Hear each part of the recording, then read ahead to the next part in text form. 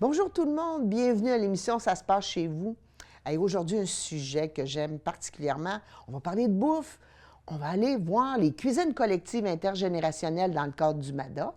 On s'en va à la popote roulante du centre communautaire, puis on termine en parlant d'un colloque de la santé. Donc, installez-vous confortablement car ça se passe chez vous.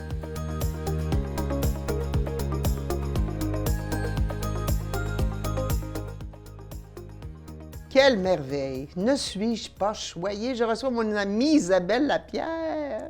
Bonjour, bonjour. Bon, chargée de projet à la MRC dans le cadre de ce qui tourne autour de MADA.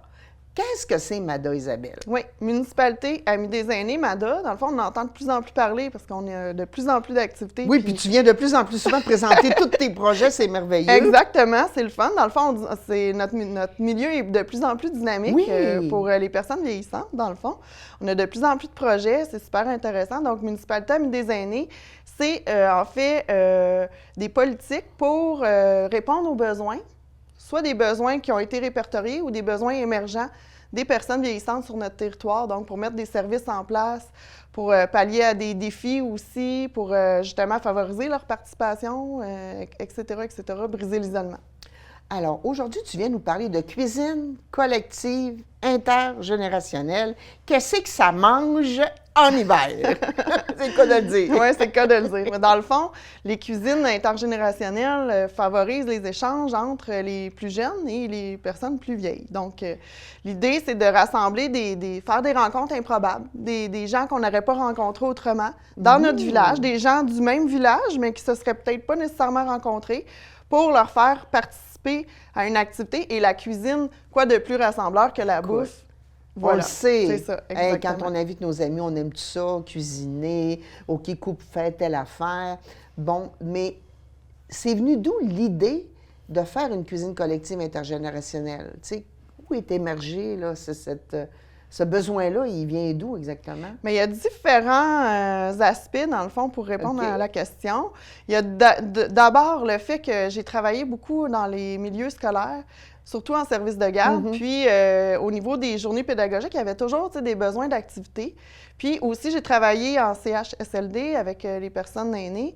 Donc, j'ai fait aussi des activités. Fait que ça vient un peu on va dire, d'une partie créative de ma part, mais aussi du besoin du milieu par les comités locaux MADA, des aînés qui disaient, ben moi, j'aimerais ça cuisiner avec les enfants de l'école, ça serait le fun, tout ça. Fait qu'il y a eu comme un mélange d'un peu tout ça qui a fait qu'on a réussi à à commencer ces activités-là qui font, ma foi, boule de neige en ce moment.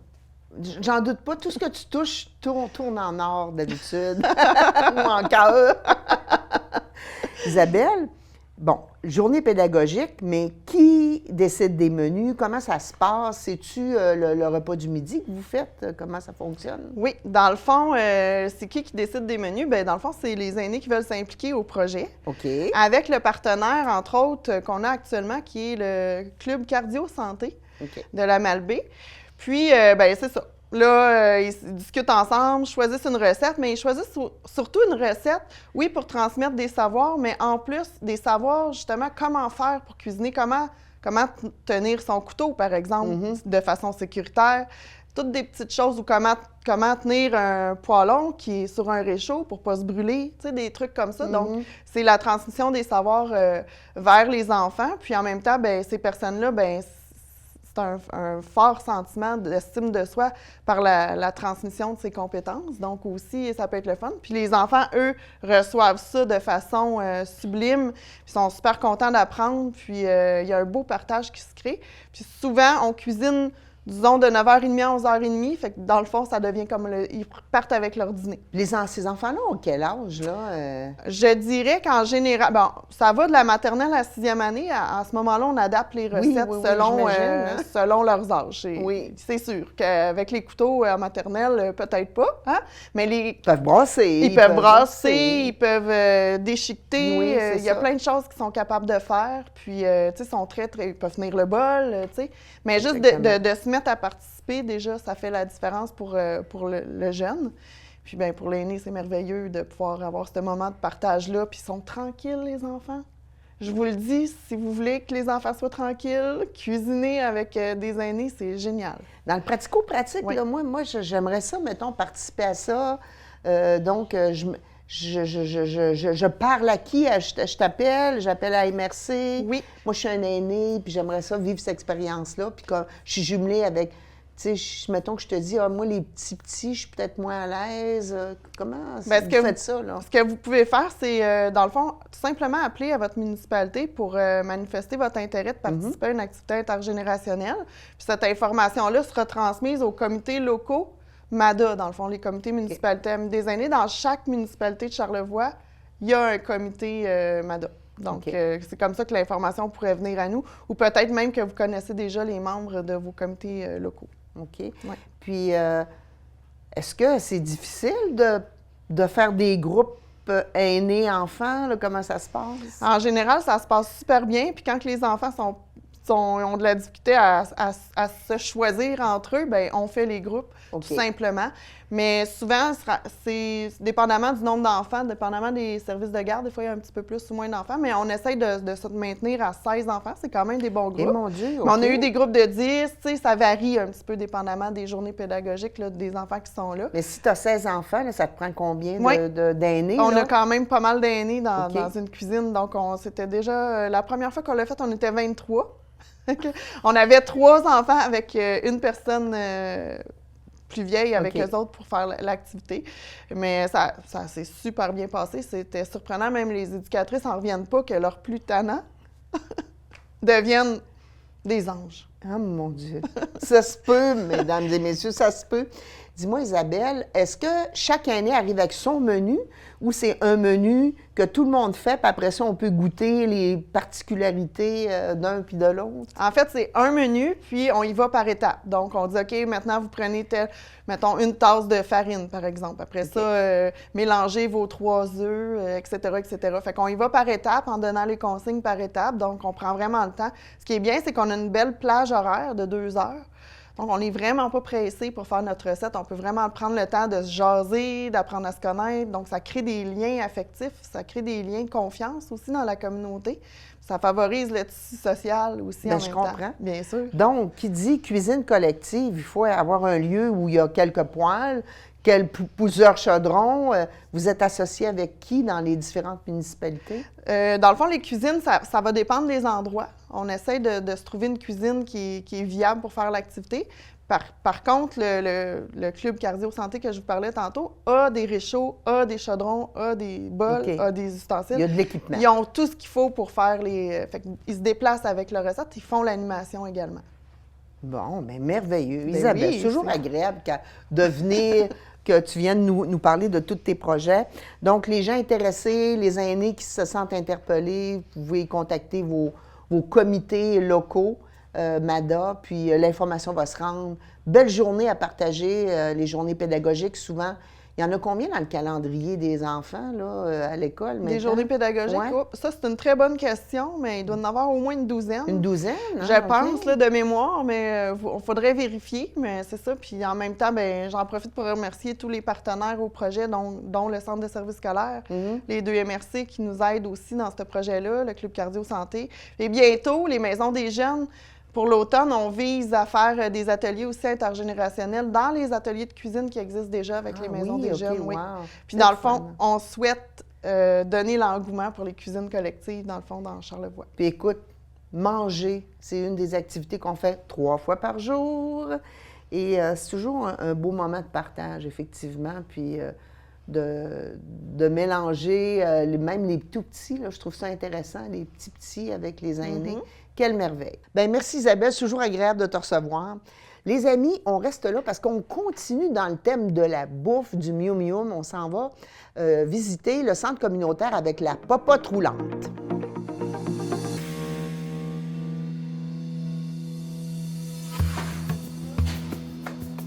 La 19e édition de la Semaine québécoise des popotes roulantes se tient cette année entre les 23 et 29 mars 2025.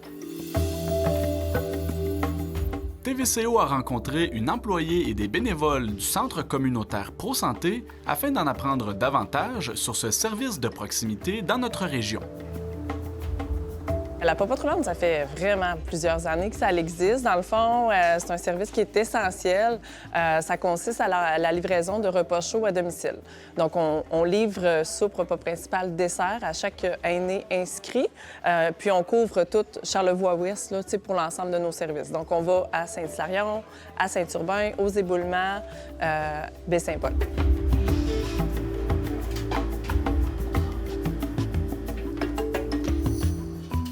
La coordonnatrice explique que la logistique de livraison de la nourriture est bien organisée. J'ai 5 circuits, donc les mardis, jeudis. Alors, j'ai besoin quand même de plusieurs bénévoles, livreurs. Donc, j'en ai environ presque 15, là, parce qu'il y en a qui livrent le mardi, le jeudi. Donc, on a un circuit établi selon les gens.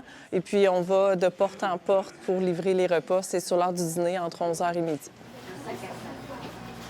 Un couple de bénévoles qui participent à la popote roulante témoigne de son expérience. Moi, je trouve ça plaisant de le faire. Tu sais que tu rends service beaucoup. Parce que c'était beaucoup de gens, pas tous, là, mais tu as beaucoup de gens qui sont vraiment pas capables de se déplacer, ont de la difficulté à marcher. Donc, faire à manger, c'est un peu pareil, hein, c'est la même affaire. Et le fait aussi que les gens, bien, quand ils voient quelqu'un, ça leur donne la chance de parler. Ouais, Des fois, c'est peut-être la seule personne à qui ils vont pouvoir jaser dans leur journée. Ça fait que ils nous accueillent avec le sourire dans ce temps-là, c'est sûr. Là.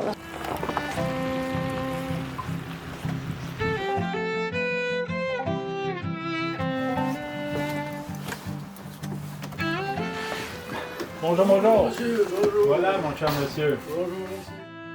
Les repas qui sont livrés aux personnes aînées au coût de 9 $ sont préparés par un partenaire du centre communautaire. C'est le IGA, qui est notre service de traiteur. Donc, c'est eux là, qui font les menus. C'est sûr qu'ils savent là, que c'est une clientèle aînée. Fait qu'on adapte les choix pour que ce soit des choses qu'ils aiment, des bons repas traditionnels, réconfortants, nutritifs. Puis, le menu sort environ 2 mois. Il faut que ce soit varié aussi parce que j'ai des gens qui sont inscrits de façon régulière à l'année. Et puis là, vous en avez combien à livrer aujourd'hui? 71 aujourd'hui. C'est une semaine assez typique, là. Ça peut monter à 80-90, là, mais aujourd'hui, on a 71. Ça dépend des besoins des gens à domicile, qu'est-ce qu'ils demandent. Mélissa Pilote précise que ce service contribue au maintien du filet social dans notre région. Au-delà du repas chaud aussi, au-delà du bon repas, c'est aussi, tu sais, les bénévoles, c'est une chaleur humaine. Les gens viennent, puis ils cognent à la porte, puis, tu sais, ils donnent le repas. Puis c'est un rôle de vigie aussi parce qu'il y a des gens, bon, il y a des aînés qui sont encore capables de cuisiner, qui peuvent s'inscrire à la popote. Hein? C'est pas dédié juste aux gens qui sont en perte d'autonomie. Ça, c'est bien de le spécifier. Nos critères, c'est 65 ans et plus, mais je peux aller même en delà de ça parce que, mettons, quelqu'un qui serait en convalescence, qui aurait eu une maladie, momentanément n'est pas en mesure de se faire à manger pour des problèmes de santé ou un proche aidant qui aurait besoin de répit. Tous ces critères-là rentrent en ligne de compte aussi.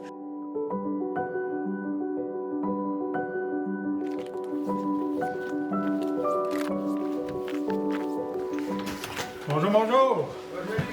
Vous allez bien? Voilà vos 2 repas, mon cher monsieur. Ah, merci beaucoup. Je vous souhaite une bonne fin de semaine. Merci, vous aussi. Je vais pouvoir avoir avec salut. Bye. Bye-bye. Vous recevez donc des repas de la popote roulante? Oui, j'en reçois, oui. Et puis, comment est-ce que vous vous sentez lorsque les gens viennent livrer ces repas-là à votre habitation? Bien, moi, je suis bien contente de les recevoir, les repas. Ça m'aide beaucoup. Le Centre communautaire Pro-Santé estime que les bénévoles jouent un rôle d'envergure pour ce service. Le service ne pourrait pas exister sans eux, ça c'est sûr, parce que, tu sais, moi, je suis un employé, on est à peu près 3 employés qui gravitent autour du service, mais au-delà de ça, c'est presque une vingtaine de bénévoles, là. Fait que, tu sais, c'est à bout de... Tu sais, c'est eux, là, qui maintiennent ce service-là, là. Ce qu'ils nous donnent de plus précieux, c'est leur temps, puis leur bienveillance, parce que ça, tu sais, c'est un don de soi, là, parce que les gens, ils l'attendent, le repas, sont contents de les voir, puis ils s'attachent aussi. Vous allez entendre différents témoignages aussi. Moi, je trouve important de mettre en lumière ce beau travail-là qu'ils font, les bénévoles. Une famille de Saint-Urbain explique pourquoi elle a décidé de mettre la main à la pâte. Bien, en fait, moi, j'ai commencé à faire du bénévolat aussi quand j'étais jeune, puis ça m'a inspirée. C'est toujours resté en moi comme quelque chose d'important. Puis quand on a eu cette opportunité-là, je trouvais que c'était des valeurs que j'avais envie de transmettre à mes enfants, l'importance de prendre soin, puis de donner de son temps, puis tout ça. Puis, je pense que c'est aussi un apprentissage, tu sais, qui nous, on reçoit aussi beaucoup de ça, là, le plaisir de rencontrer des gens, tu sais, les échanges et tout ça. Fait que je pensais que c'était important pour tout le monde. Je te demanderais à toi, qu'est-ce que tu aimes le plus de cette activité-là quand tu viens avec tes sœurs, ta maman? Ben moi, c'est surtout rencontrer des nouvelles personnes, puis donner les plats. Puis dès les premières fois, on a eu du monde qu'on aimait ça, qu'on aimait avoir des discussions avec eux, puis que, tu sais, pas tout de suite, mais après, genre à Noël, on s'échangeait des cartes, puis c'est quand même vraiment vivant, puis c'est le fun, puis... Il y a un lien qui se crée, donc, avec ces personnes-là. Ouais. La coordonnatrice du soutien à domicile lance un appel à la population pour les mois à venir. Que les gens aient envie d'aller faire du bénévolat, tu sais, parce qu'on a toujours besoin, la demande est en pleine croissance tout le temps. Puis l'été également, j'ai plein de bénévoles qui s'absentent, qui partent en vacances, en voyage. Fait que j'ai besoin de bénévoles remplaçants aussi, donc on a toujours besoin de bénévoles. Et puis toi, tu es la plus jeune bénévole du centre communautaire, est-ce que j'ai compris? Oui. Et puis qu'est-ce que tu avais à dire par rapport à ça? J'aime beaucoup la popote roulante. Merci à tous! Merci! Merci!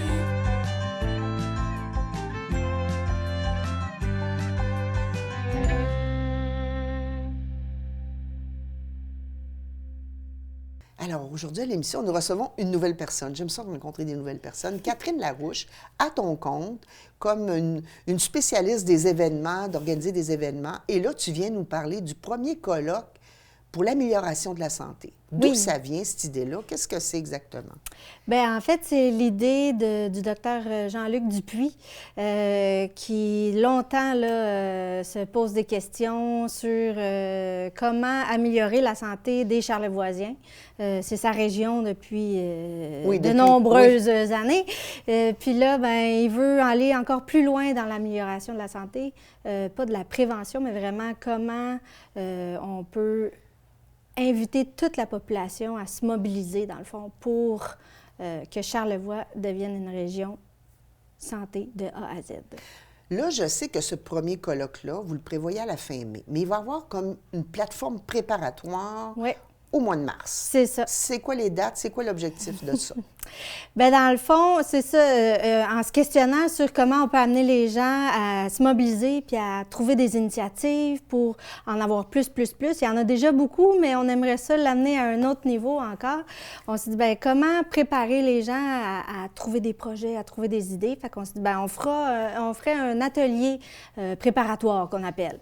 Fait que c'est là où c'est plus laboratoire d'initiatives, puis on se questionne sur l'avenir de Charlevoix, puis où est-ce qu'on veut que Charlevoix soit dans 20, 40 ans. Donc, ces deux ateliers-là, on les a séparés en régions, disons. Fait qu'il y en a une à Baie-Saint-Paul, ici, dans Maisonneuve, le 26 mars, en soirée, pour que plus de gens puissent y participer, donc de 18h à 21h. Puis il y en a une le lendemain, à la Malbaie, au Petit Manoir du Casino, de 2h à 5h l'après-midi, pour aller chercher une autre clientèle. Puis, dépendant de quand on est disponible, on peut choisir de venir à une ou l'autre. On peut prendre son auto pour s'en aller du côté de la Malbaie si on est plus disponible en après-midi. Voilà. Mais à qui s'adressent ces ateliers-là préparatoires ou de réflexion? En fait, c'est un colloque citoyen qu'on veut que ce soit. Donc, principalement de la population locale, des citoyens, des citoyennes qui ont des idées de projets, d'initiatives. Donc, c'est pas les institutions. Oui, les institutions vont être présentes parce qu'on les a nommées, dire est-ce que vous pouvez, avec vos élèves, faire un petit groupe d'idéation?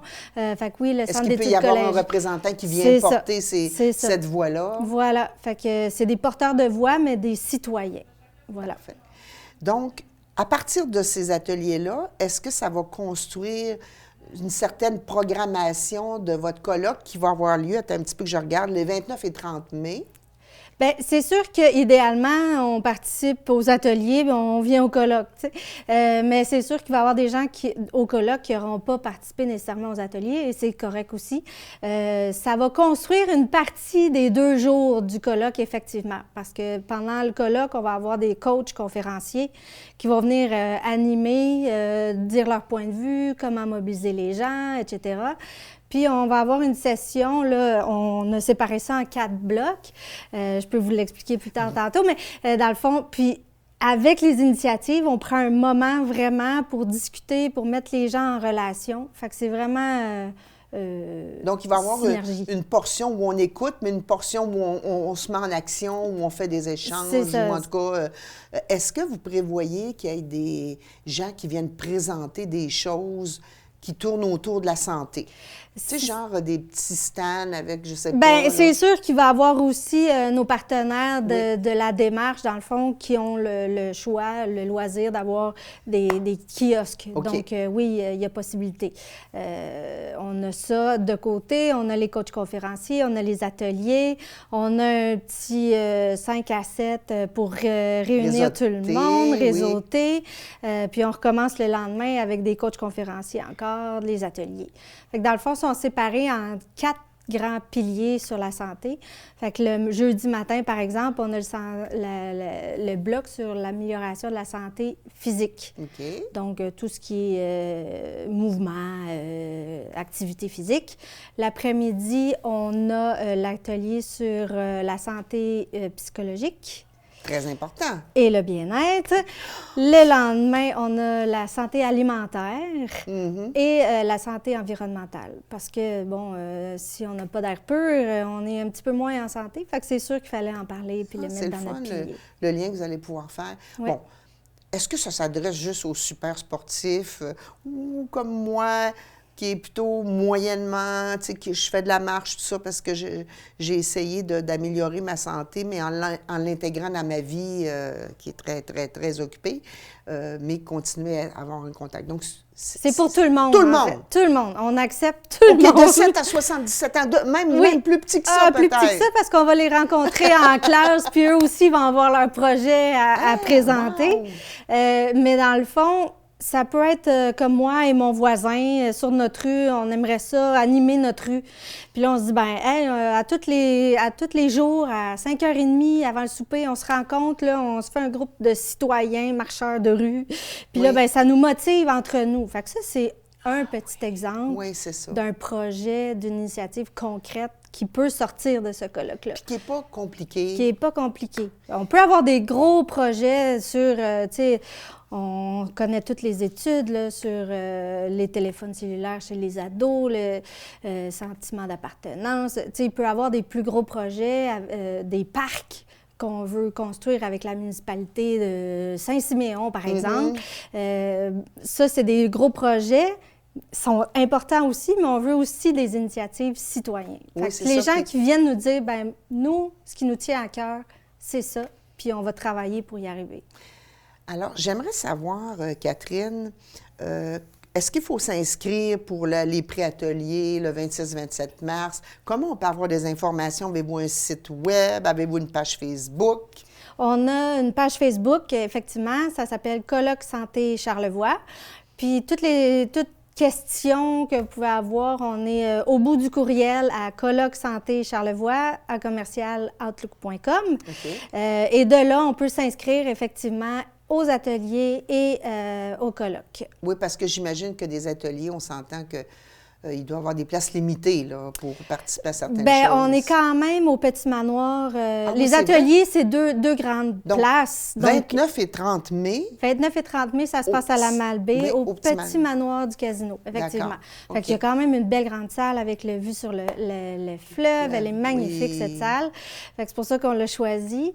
Puis ça nous permet d'avoir quand même pas mal de gens dans la place. Fait qu'on a 2 catégories. On va avoir les participants qui ont des initiatives, qui ont des projets, qui veulent venir présenter, collaborer avec d'autres personnes présentes dans la salle. Puis on va avoir aussi des observateurs parce que ça fait jaser en dehors de Charlevoix. On va aller voir ce que dans Charlevoix sont en train de mettre en place. De mettre quelque chose d'innovant sur la carte. Donc oui, on va inviter quelques observateurs qui vont peut-être devenir des participants en cours de colloque. Bien sûr, sait pas. on refuse personne, hein, Catherine? C'est ça.